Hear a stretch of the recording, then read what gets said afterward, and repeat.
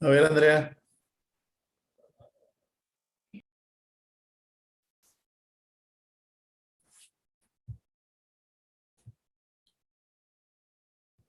Andrea Moreno.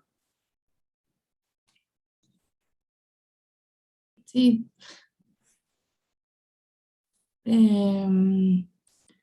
¿A qué se refiere? Sí, de los objetivos prefijados. Dice, tiene objetivos, o sea, la entrevista, objetivos prefijados y conocidos, al menos por el entrevistador.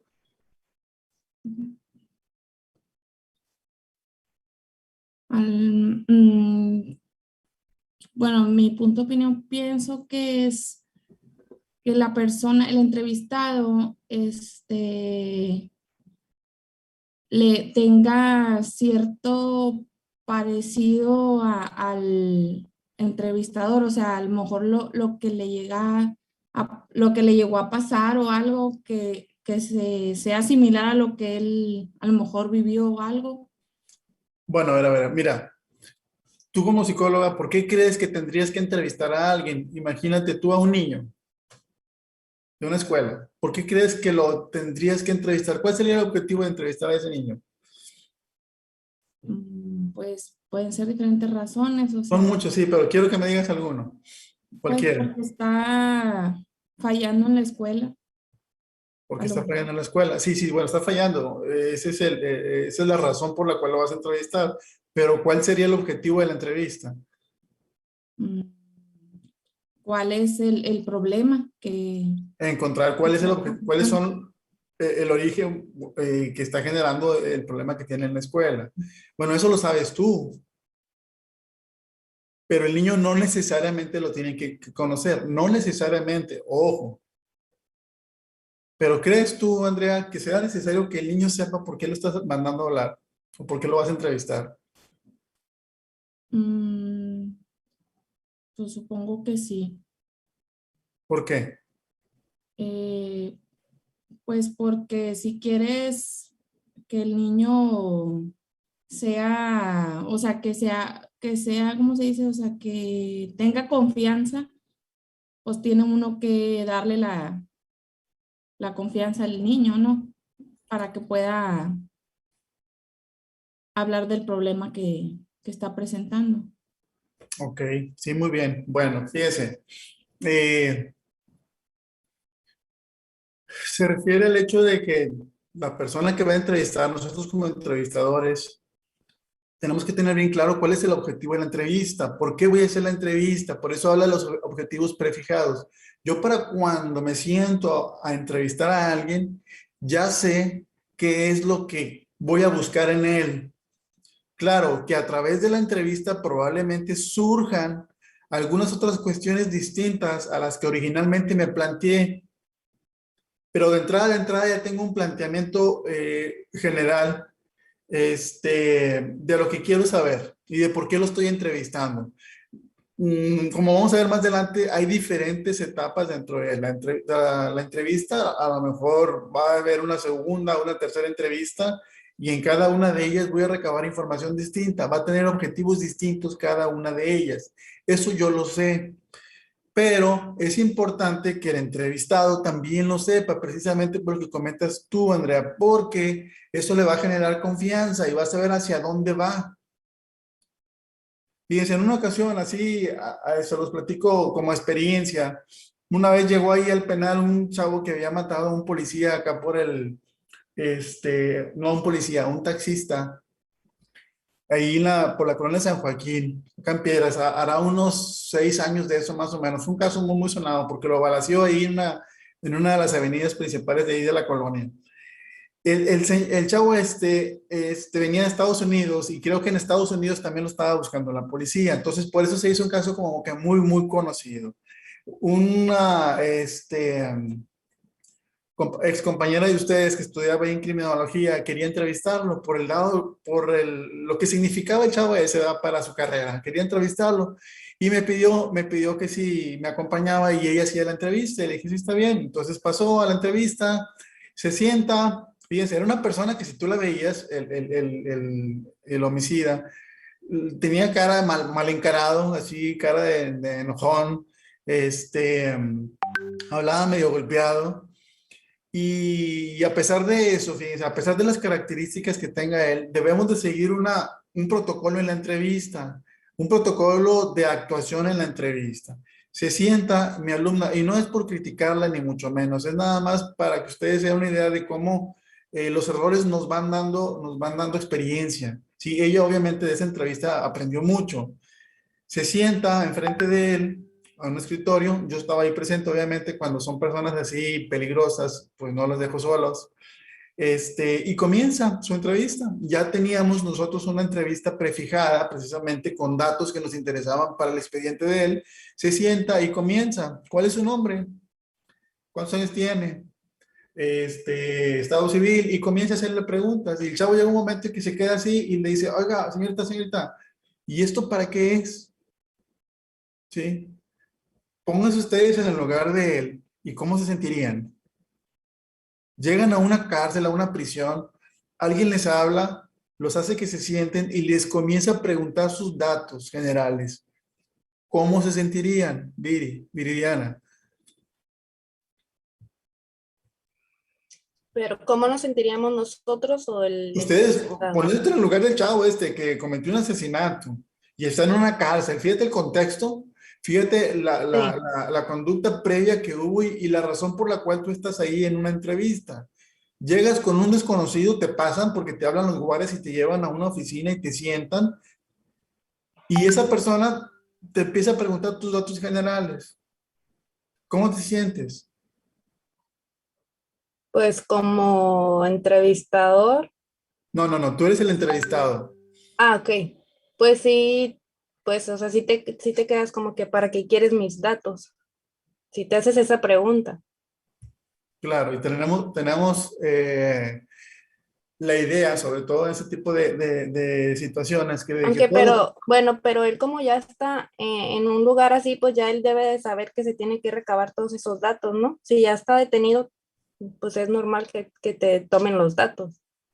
Bueno, pero me interrumpiste lo que te iba a decir. Tenemos la idea de que todo lo que digas, ¿sí? Ya sea en el penal o ya sea acá en la detención, en el Ministerio Público, va a ser usado en tu contra.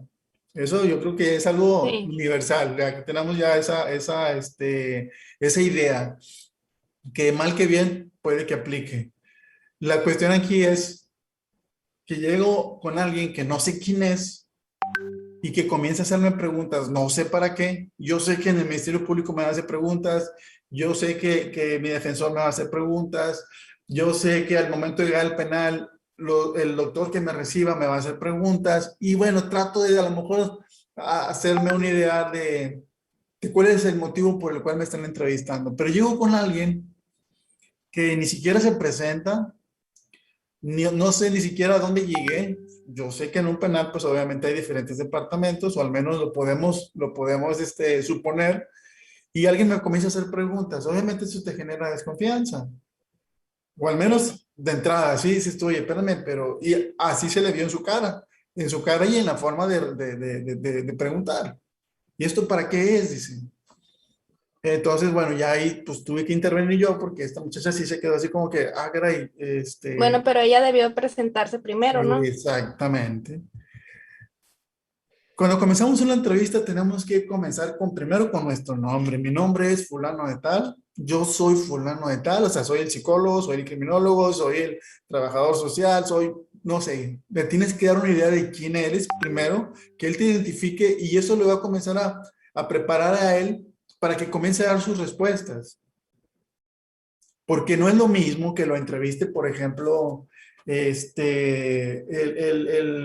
sé, el jefe de seguridad, a que lo entreviste el médico, a que lo entreviste la psicóloga, a que lo entreviste la criminóloga, a que lo entreviste la trabajadora social. En cada uno de ellos, la actitud que puede tomar la persona es distinta, porque él sabe, o al menos es lo que su instinto le dice, que las respuestas que les dé a cada uno de ellos le puede jugar en favor o en contra. Al menos es lo que él puede prever dentro de su ignorancia, ¿verdad? Porque tal vez sea la primera vez que llega a un penal, nunca habría estado encerrado, tal vez a lo mejor sea la segunda, la tercera, la cuarta, la quinta, la sexta, la séptima, y ya sepa a lo que va, Pero si yo no sé si es la primera vez o la segunda vez y si no se lo he preguntado todavía, tengo que tomar con reserva la entrevista como la voy a realizar. Entonces me tengo que comenzar presentando, ¿sí? Mi nombre es tal, yo soy el psicólogo, te voy a realizar una entrevista. Esa entrevista tiene como finalidad y le voy a explicar. Obviamente no le voy a dar razón de todo, porque una entrevista que la hacemos, por ejemplo, en un penal, puede tener diferentes objetivos, pero así muy general, pues tiene que haber un expediente de él. ¿Para qué? ¿Cuál creen ustedes que sea la razón de un expediente en un penal? ¿Para qué lo necesita un psicólogo? ¿Para qué? Lidia.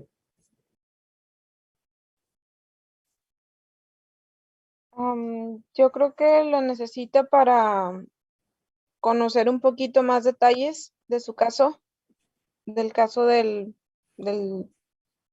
pues de Detenido. nuestro paciente o Ujú. del detenido, para ver los detalles que tuvo en el crimen, tal vez, cómo fue la escena del crimen que él inició. am, para ver en qué estado estaba, para conocer más detalles acerca del, Sí, bueno, pero la finalidad de todos esos detalles que tú estás recabando, ¿para qué son? A final de cuentas, ¿para qué lo necesita un psicólogo?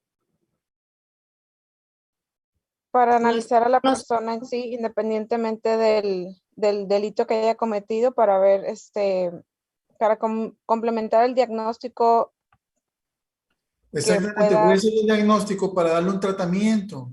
Sí, para eso está el psicólogo en el penal, para darle un tratamiento. Supuestamente alguien entra a un penal con la finalidad de readaptarlo a la sociedad. Y esa readaptación pues es a través de un tratamiento. Entonces yo necesito conocerlo. Eso es lo que yo le voy a decir a él. Yo necesito tener un expediente con información tuya, porque estando aquí o en el tiempo que tú estés aquí en el penal, se te tiene que proveer un tratamiento. Adriana, dime. Sí, profesor, nada más quiero preguntarle, por ejemplo, en el penal pues están obviamente las personas ahí, es decir, no tienen como que mucho poder de decisión. ¿Cómo se determina que una persona que está dentro de un penal necesita a un psicólogo o a todos los mandan al psicólogo? Todos los mandan al psicólogo, todos necesitamos de psicólogo, estamos en un penal o estamos acá afuera, seamos psicólogos, doctores, profesores, albañiles, amas de casa, todos necesitamos un psicólogo. Ahora, Pero si está en un penal, no vulnera sus derechos humanos, por ejemplo. O sea, de decir, bueno, de obligarlo a que vaya con el psicólogo. pues es que voluntariamente es como se supone que debes ir al psicólogo, ¿no? Bueno, no, es que hay varios objetivos. En el penal son diferentes objetivos los del psicólogo. Primero te dije uno que le vamos a decir a él, sí, de manera muy general. Pero uno de los principales, digamos que funciones del psicólogo dentro del penal, en coordinación con el criminólogo, está la clasificación del interno. Esa clasificación tiene que ver con el hecho de que, por ejemplo, no puedes revolver en una misma celda a personas con ciertas características muy particulares, porque eso te puede generar que exista un motín. ¿Sí? Por ejemplo, que hay un líder y que ese líder esté rodeado de 6 o 7 personas que son muy manipulables. Ese líder los va a manipular con la finalidad de obtener él algo a cambio. Entonces, ¿qué va a pasar? Puede que los manipule, les lave el cerebro y haga que comiencen a hacer un levantamiento. Entonces, por ejemplo, desde ahí comienza el trabajo del psicólogo. Eso no se lo vamos a decir a él, pero algo le tienes que informar para que él sepa, pues, por qué lo vas a hacer esas preguntas. Si no, comienza la desconfianza, porque él sabe que lo están acusando de un delito, aunque lo haya hecho o no lo haya hecho, o haya sido a lo mejor parte de un grupo de personas que hayan cometido el delito y que él considere que no tenga una responsabilidad fundamental como para que lo acusen y bla, bla, bla. Bueno, pueden ser muchos los motivos, independientemente de cómo se han dado los hechos, se tiene que valorar. Entonces hay que explicarle eso. Si él no quiere ir con el psicólogo, no va a ir. Así dure 10 años, 20 años en el penal. Si él no quiere ir al psicólogo, no va a ir. Seguramente se le va a hablar en diferentes ocasiones, pero no con la finalidad de un tratamiento, sino con la finalidad de una evaluación. Y ahí sí él está obligado a ir. En la evaluación está obligado a ir. porque esa evaluación también tiene diferentes objetivos. Generalmente hay, por ejemplo, una evaluación de reinserción, tal vez eso a él le conviene, puede que el juez determine que debido al tiempo que lleva compurgado tenga derecho a un beneficio de preliberación, y pues eso es que salga del penal y que compurgue el resto de su pena en libertad. A eso a él le conviene, entonces no se va a negar, ¿sí? Y ahí pues hay que explicarle. Y esa valoración pues puede surgir por diferentes motivos, porque el centro lo detecta y lo sugiere, porque él a través de un abogado lo solicita, o porque la unidad desconcentrada, lo que abarca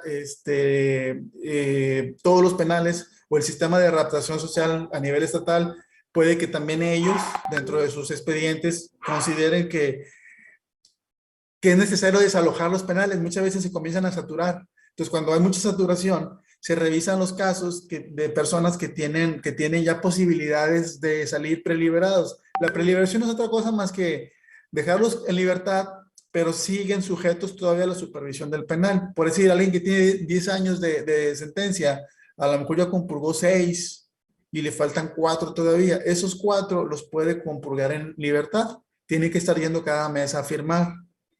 Sí, pero para que salga, no cualquiera puede salir. ¿Por qué? Porque hay muchas probabilidades en algunos casos de que reincidan, de que lo van a cometer delitos. Entonces, es necesario que el psicólogo lo evalúe en coordinación con el criminólogo, con la trabajadora social, para determinar si existe la posibilidad de que salga y de que las probabilidades de que delinca nuevamente, de que reincidan, pues son más bajas. Si es así, el juez puede autorizar que salga preliberado. Entonces, a él le conviene, pues, ¿quién no quiere salir en libertad? Aunque tenga que seguir todavía dependiendo de la supervisión del penal, pues salir en libertad para, pues, ver a su familia, para trabajar.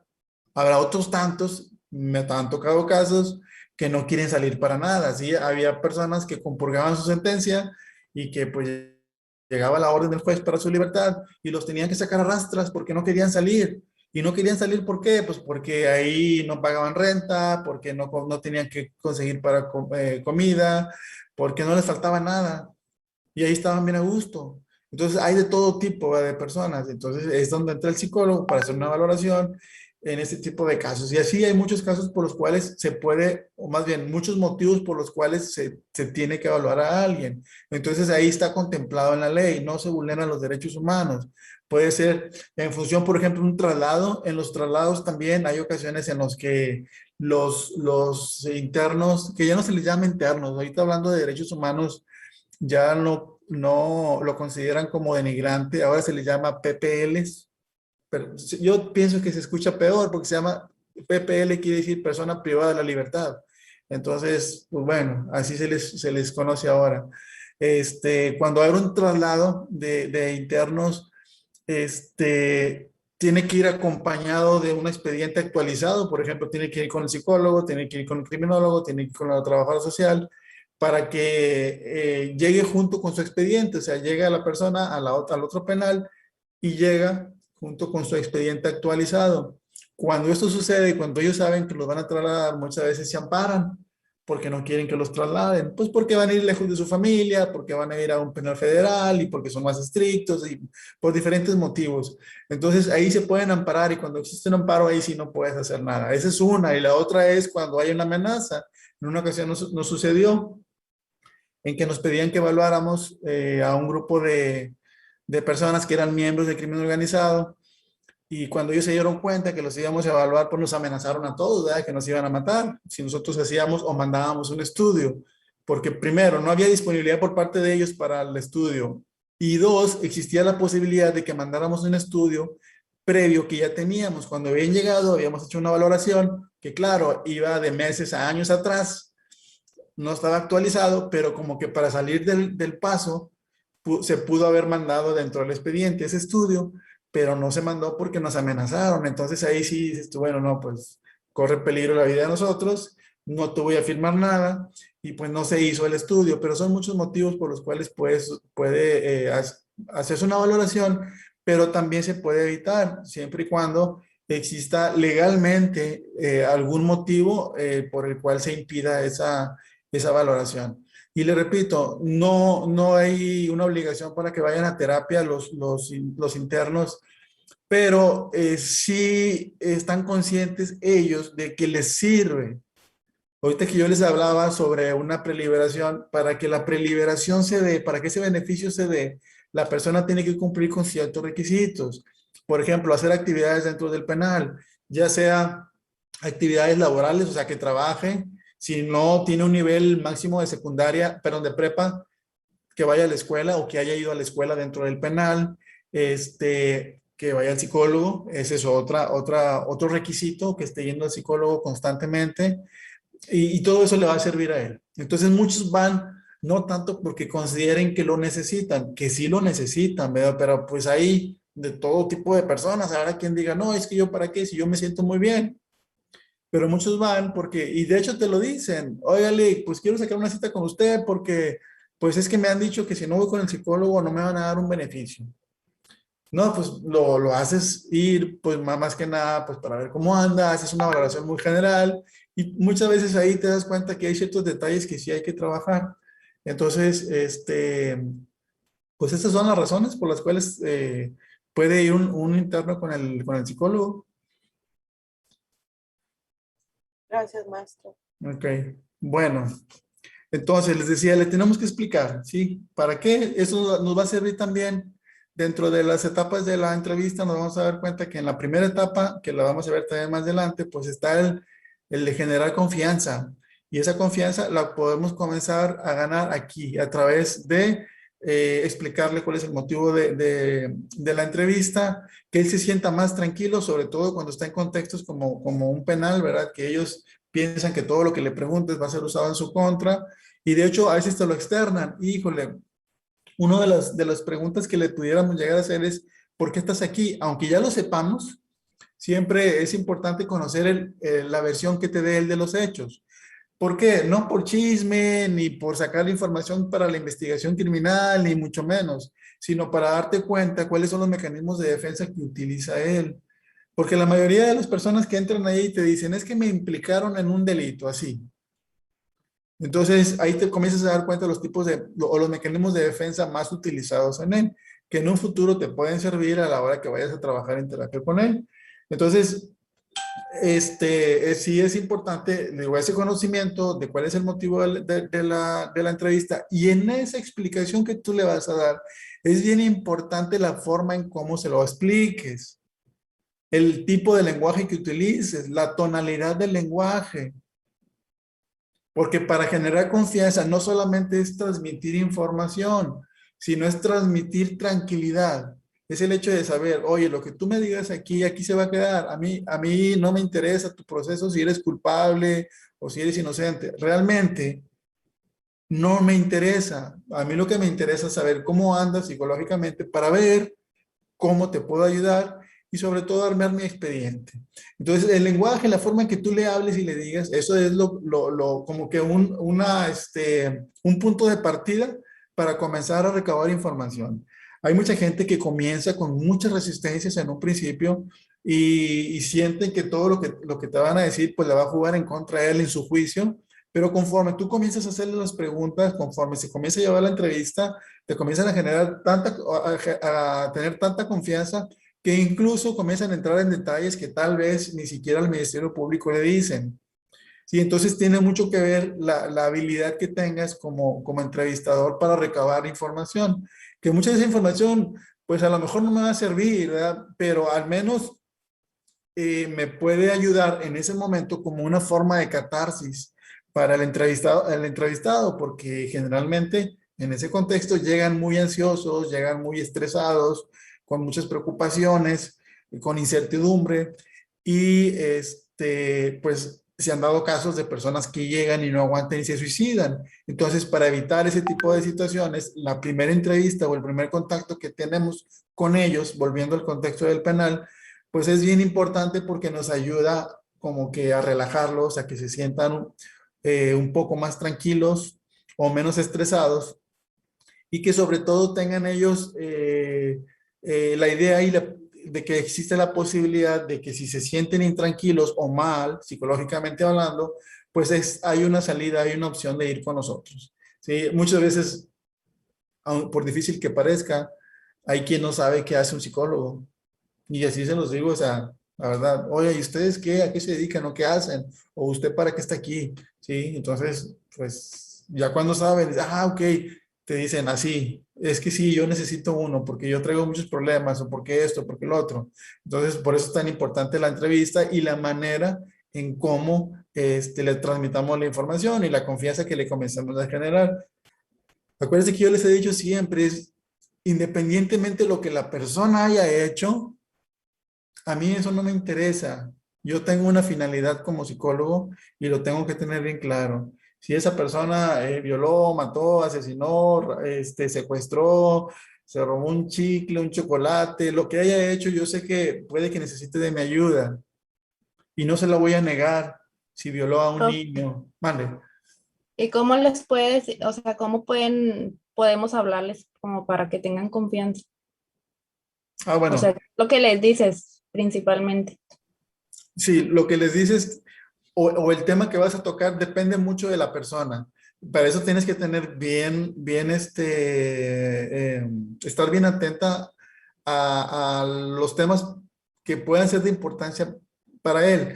Por ejemplo,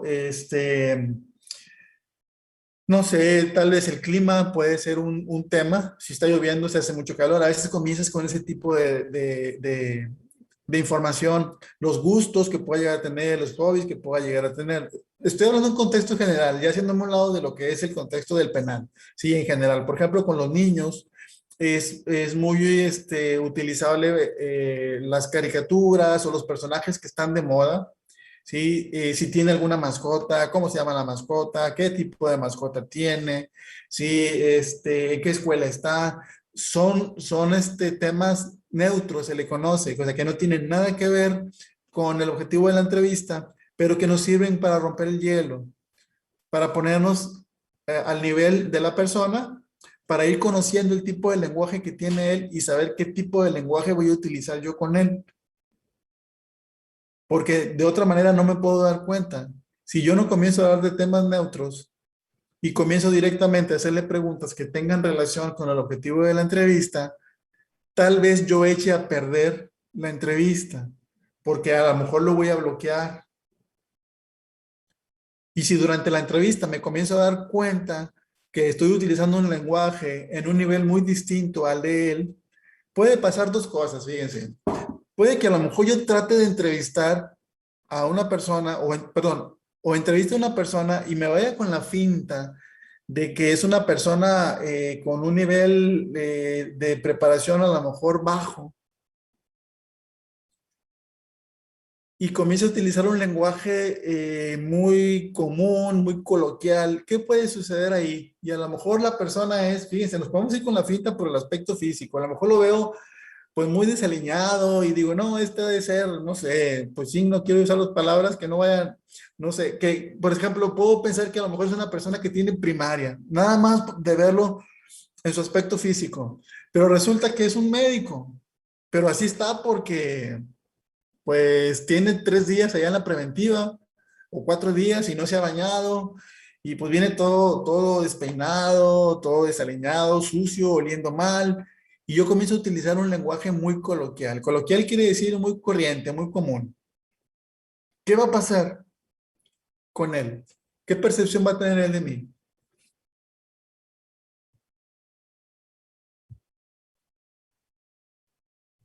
Pues que no es confiable, ¿no?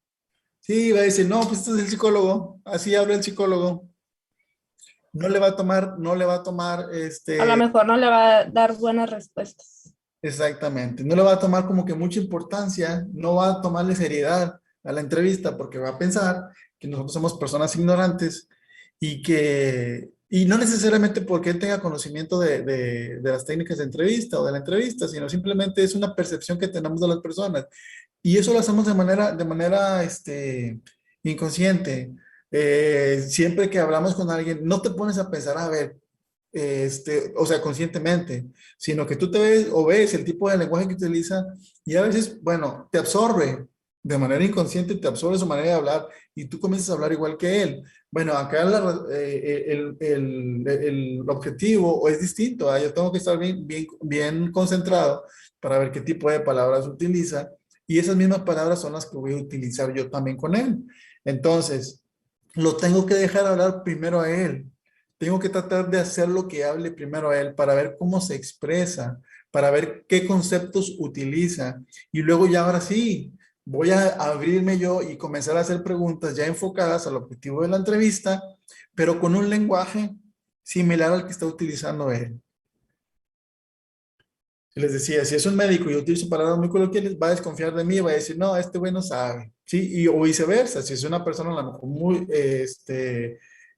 no sé, con un nivel de estudios muy bajo y a lo mejor llega muy arregladito acá y yo pienso que es una persona preparada y comienza a utilizar a lo mejor un lenguaje muy técnico o muy profesional, no me va a entender, ¿sí? Entonces, ¿qué va a pasar? Pues igual, me va a comenzar a tener miedo. Muchas personas que van a una entrevista con una persona preparada, por ejemplo, con el psicólogo, con el médico, se ponen nerviosas pensando que tal vez no estén a la altura de lo que les van a preguntar.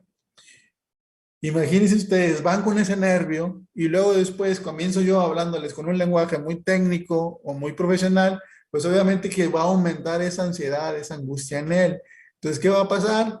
Voy a echar a perder la entrevista. ¿Sí? Él va a estar más concentrado en tratar de llenar mis expectativas que en responderme a las preguntas. Entonces, por eso es bien importante, quien tiene el control sobre la entrevista somos nosotros. Nosotros somos los que le podemos dar fluidez a la entrevista o quienes en algún momento dado les podemos, pues lo podemos bloquear, ¿sí? Y si caes en un bache, nosotros somos los que podemos sacar la entrevista a flote, no ellos, no los entrevistados. Ahora, ojo, y también lo vamos a ver un poquito más adelante. Ahorita estamos como que con una introducción. Hay que tener mucho cuidado. Hay ciertas personas que son muy hábiles, o sea, entrevistados que son muy hábiles y para cuando nos damos cuenta, ellos nos están entrevistando a nosotros. ¿Sí? Yo siempre les previne mucho a mis alumnos y alumnas que llevaba yo al penal. Les decía, los internos son muy respetuosos, pero no dejan de tener sus... ah, ¿cómo les diré? Sus necesidades, a lo mejor de conocer a alguien. Yo les decía, tengan mucho cuidado cómo maneja la entrevista. ¿Por qué? Porque muchas veces, para cuando se daban cuenta, ya les habían bajado el teléfono, ya les habían bajado su Facebook, sus redes sociales, ¿sí? Y eso no está bien, ¿verdad? Imagínate ustedes, das un penal a entrevistar a alguien y que tú le pases tus datos personales a un interno, no sabes cómo los pueda utilizar. Siempre hay que tener cierta desconfianza de ellos. Y no porque necesariamente sean personas malas, sino porque profesionalmente hablando, si yo tengo un objetivo para entrevistar a alguien y saber cuál es la razón de la entrevista, pues sí se ve muy mal que me saque más información él a mí que yo a él. ¿Sí? Entonces, pues hay que tener cuidado con eso. Hay algunas técnicas que podemos utilizar, vamos a ver más adelante, pero por ejemplo, para que también él no se ofenda, porque tal vez puede suceder que le llamemos la atención a alguien, o sea, tú llegas a entrevistarle, sobre todo ustedes como mujeres, cuando van a un penal varonil, pues generalmente ellos no están muy acostumbrados a ver más que a sus familiares, y luego de repente llega alguien nuevo, se emocionan todos y pues comienzan, oye, pues me podrás dar tu número de teléfono, pero tal vez a veces lo hacen no con malicia, sí, hasta cierto punto con cierta, ¿cómo les puedo decir? Sí, o sea, como que el hecho de caer bien. Y si tú les dices que no, o no se los quieres dar, pues a lo mejor se van a sentir así como que agredidos. ¿Y qué puede pasar? Si se sienten agredidos, van a decir, bueno, pues no, entonces ya no te voy a responder lo que me vas a preguntar. Tal vez no te lo digan, pero lo van a hacer. Y van a ser muy cortantes a la hora de dar respuestas, y tal vez las respuestas que te den, pues no sean realmente la verdad. Y así puede tener ese tipo de consecuencias. Entonces hay que tener tacto para no responder ese tipo de preguntas. Muy bien. Bueno, ¿alguna duda hasta aquí?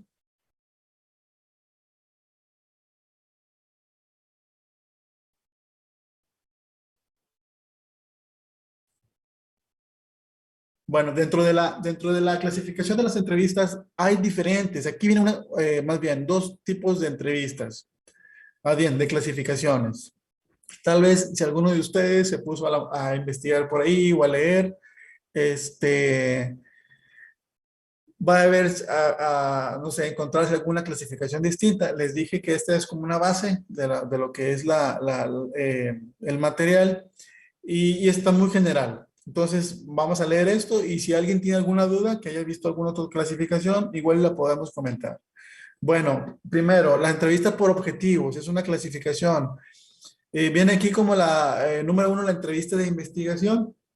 Acuérdense que les decía que las entrevistas pueden tener diferentes objetivos y de acuerdo a esos objetivos, bueno, las vamos a clasificar. La primera es por objetivo, entrevista de investigación. Dice, su objetivo es recolectar información pertinente para responder una pregunta de investigación. ¿Cuál pregunta creen ustedes que pudiera ser para hacer una investigación? Yo creo que ustedes ya han hecho trabajos en algunas otras materias.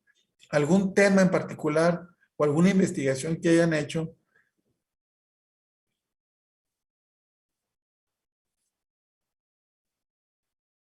No.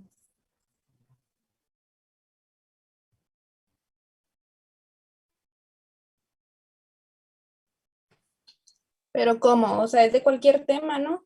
Sí, sí, sí, sí, pero por ejemplo, ¿cuál te crees que pudiera ser a lo mejor una investigación y qué preguntas pudiéramos hacer para llegar a o para, sí, para llegar a esa investigación, para realizar esa investigación más bien?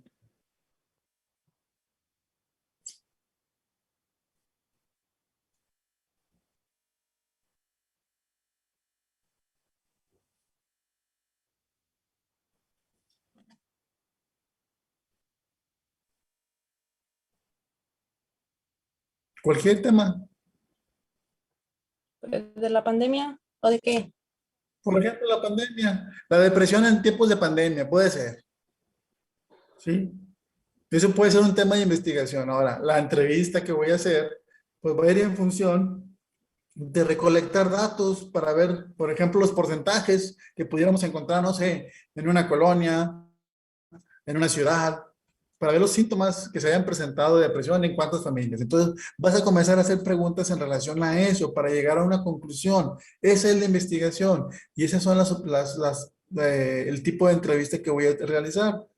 El objetivo es recabar datos que me ayuden a mí a entender o a lograr, perdón, encontrar información que me permita llegar a una conclusión de qué tanto afectó, por ejemplo, la pandemia en cuestión de enfermedades mentales o de alteraciones mentales, ¿sí? Entonces, esa es la entrevista de investigación. Luego, número dos, dice la entrevista psicopedagógica o la psicoeducativa. Su función es determinar las posibles interferencias en el proceso. Ah, nos queda un minuto. Igual, nos salimos. 15 minutos, son las 8:50. A las 9:05 entramos. ¿Ok? Y aquí nos quedamos.